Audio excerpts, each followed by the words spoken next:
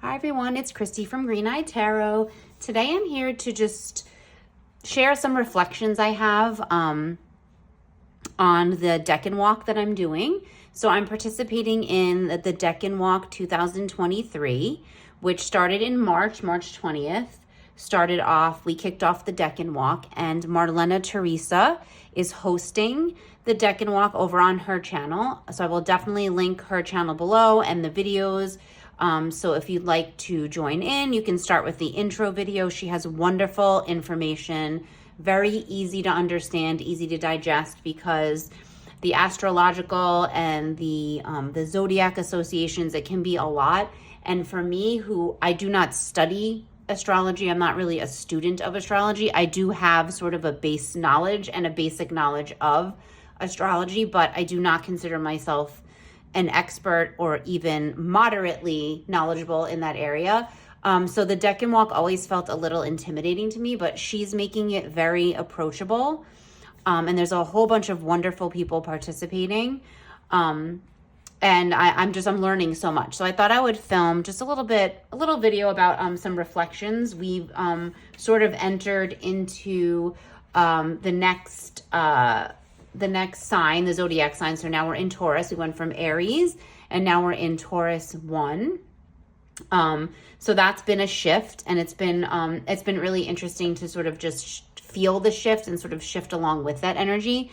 So I thought I would just kind of share some thoughts, and actually the reading that I just did, which was based on a spread that Marlene Theresa is doing. So she's posting spreads for everyone that go along with the Decan Walk, and they're brilliant. And this one was just really interesting, and I really had some really eye-opening and just a really interesting reading that went along with it. So I thought I would share a little bit about it. So I've been using the Tarot Volatile, and I apologize for the brace on my wrist. I have really bad carpal tunnel and tendonitis in my arm, and it is just it's been really hurting. So it's been a painful few days. So I apologize. I have to have the stabilizer on for a little while just to try to keep my wrist from moving. So I should be able to do this. Hopefully I still can kind of use my hands. So I've been using the Tarot Volatile pretty much religiously for the last 2 months or so. I'm absolutely in love with it. It's just the one that's been calling to me. So, but yeah, it's been perfect for this Decan Walk. Definitely. It's just really aligns well with, to me, this sort of feeling of walking through the Decans. And I just think it's a perfect deck. So of course I have the 36 Secrets here, which is by T. Susan Chang. So, by no means do you need this book, but I bought this book actually last year, with the thought of starting the Decan Walk, with the first Decan, which was in March. So, I'm sort of following along with this book. And so we come to, like I said, now we're in Taurus 1, which is the 5 of Pentacles. So we've moved out of Aries, and now we're in to Taurus, which started on April 19th and 20th. So I'm a little behind just because of work. So, but I've had this great opportunity to do the spread that Marlene Theresa has developed for us, which sort of looks like a maze or a labyrinth, which is really cool. And I made some notes. I drew it in my traveler's notebook here. So I sort of drew out this diagram based on the energy. The Decan ruler is Mercury, so just the energy surrounding Taurus and Mercury, and the 5 of Pentacles. And so the spread that she created basically is sort of a maze, and there's like 4 different options, paths, and you can take all the paths, or you can just pick one, like whatever your heart or mind, like whatever it was, your intuition was telling you. So I'm going to lay out the cards the way that I pulled them so that we have a little bit of a better idea of the spread. So the 5 of Pentacles was in the middle. And so 5 of Pentacles being the card that we are, that is associated with Taurus 1. So this Decan is the 5 of Pentacles. And then we had the Tower here as a possible path. And then also placed the Empress as a possible path. And we also had the Magician and the Hierophant. So the Hierophant in the Tarot Volatile is the Pope. And we had the Magician. So 4 possible paths that we could take with sort of different questions leading us, sort of structuring which way we can go. And just off of the top of my head, this is not word for word, but basically sort of, should I take the path alone? Should I go it alone towards the Magician? Should I take the path of nurturing? Is there something that somewhere in my life that needs nurturing and care? And do I need that nurturing support? So should I take the path towards the Empress for that nurturing support?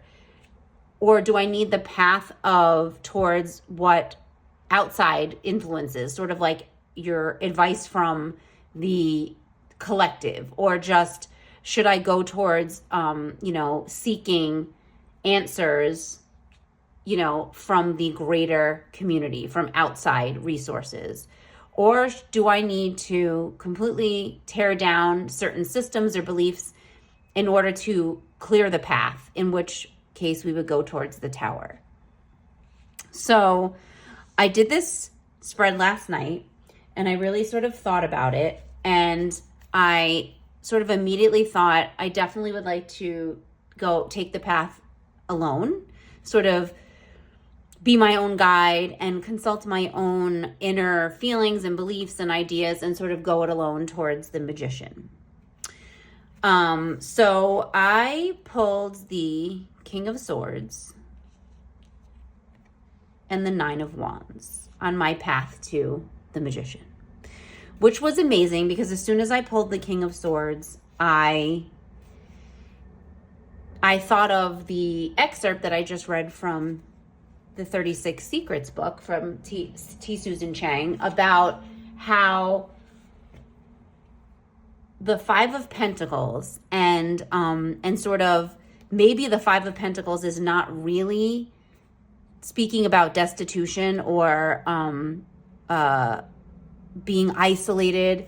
Maybe it is a card of worry, but constructive worry. So worry using our intellect and logic. And that really resonated with me, sort of logical worry, sort of planning.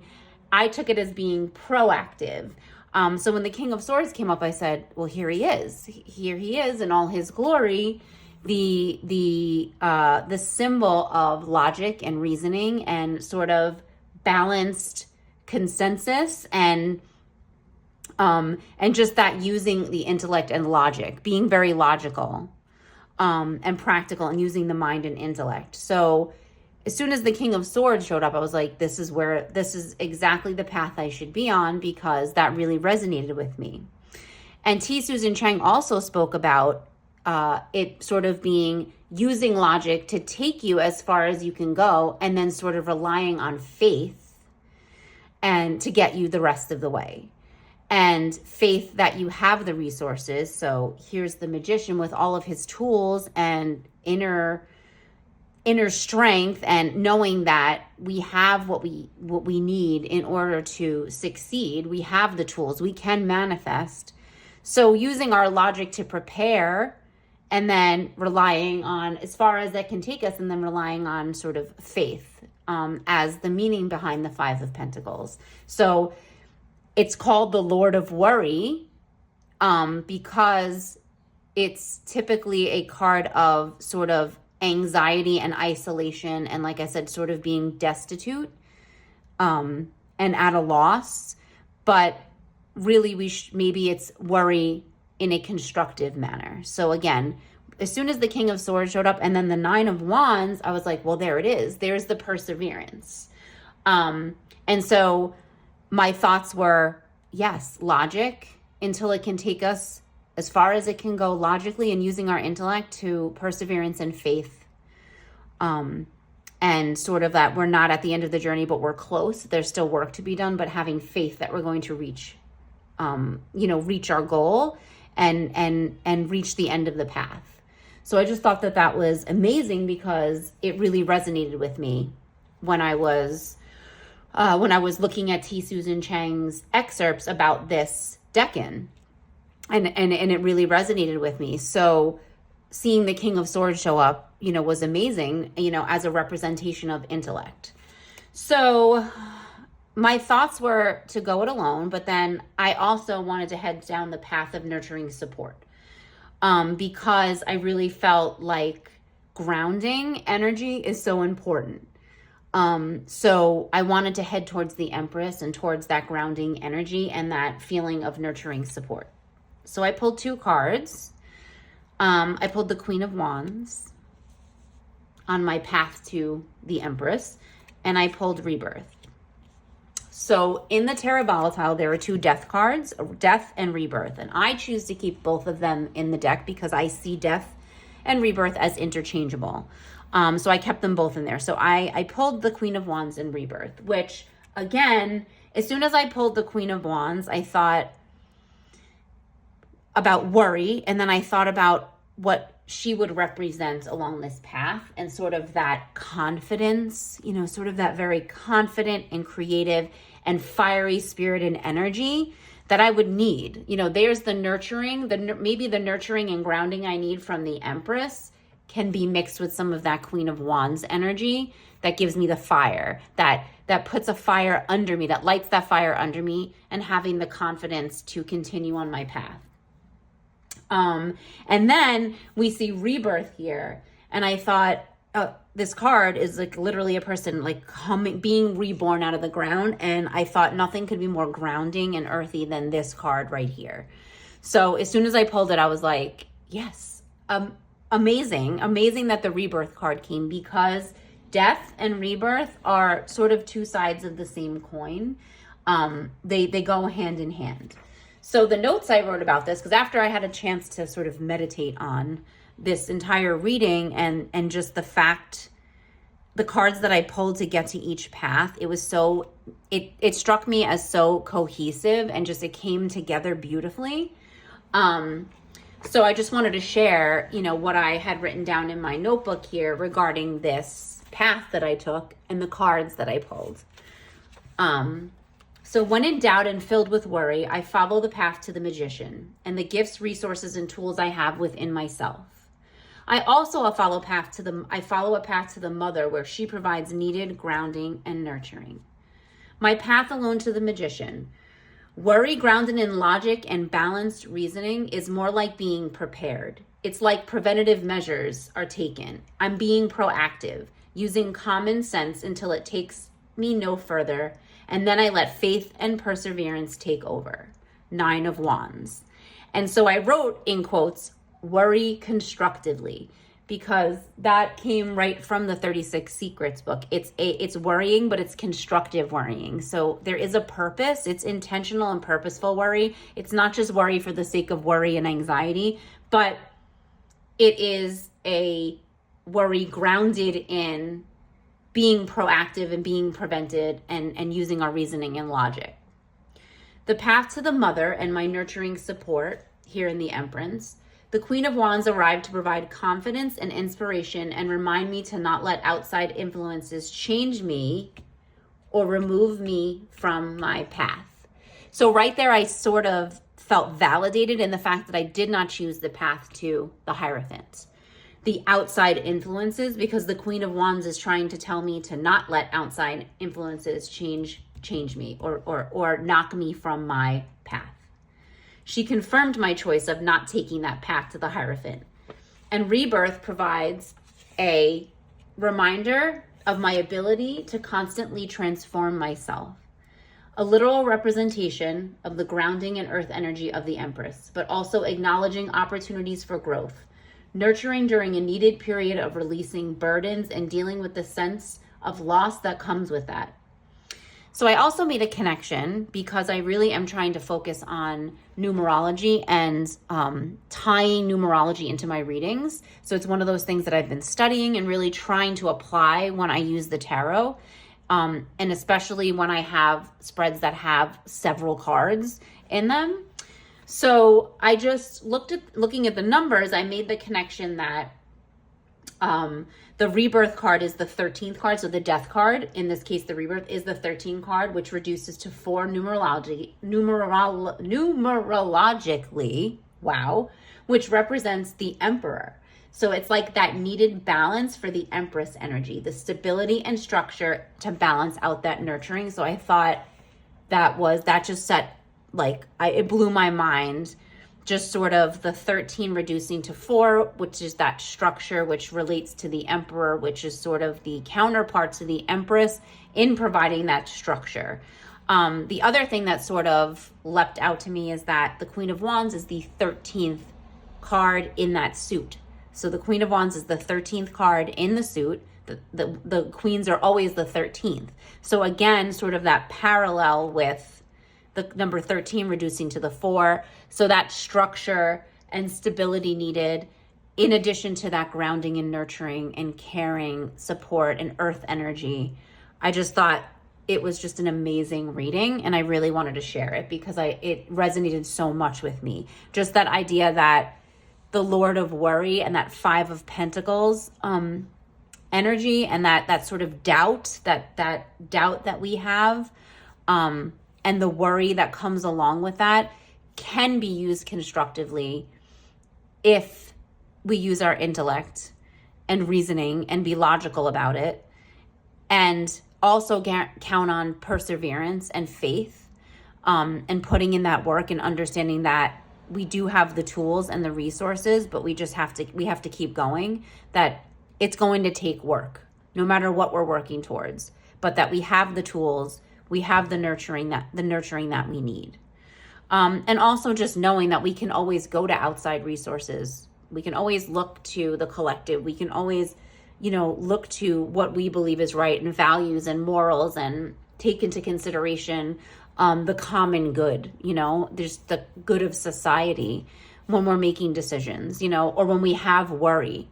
I don't know about, any of you out there, but I have worry in my life, but I also have worry for our world. I have worry for our country. I have worry for young people. I have worry for older people. I have worry. That doesn't have anything to do with me personally, but just my connection to the outside world. But I did like having the Queen of Wands sort of validating my choice to kind of look within and kind of go it alone while seeking that nurturing and grounding energy. Because for me, mothering or goddess energy, that energy is, I'm always connected to that energy. So I'm always going to seek out that grounding, earthy energy because it's just a part of me and a part of my spirituality. And in this moment, I don't feel like there's anything that needs to be sort of torn asunder to rebuild. But knowing that there's always a path to the tower and always a conscious choice that you can make. A lot of times the tower is not a conscious choice. That is something that happens. But sort of thinking of the tower in that way of it can be a conscious choice. We could choose to rock the foundations of our life, our ideas, our thought patterns, our habits, toxic traits, toxic people. We can decide to knock that down if we have to.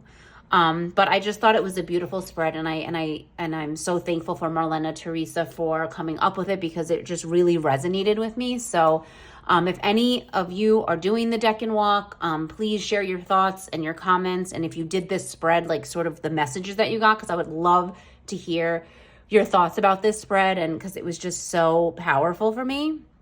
And it was amazing. And I was able to journal about it, for a while and really reflect on it. And it really resonated with me. So I hope you're doing the Decan Walk, and I hope you're enjoying it, whatever way that you're doing it. And if not, please consider joining us. Like I said, I definitely will link all of the videos from her channel below.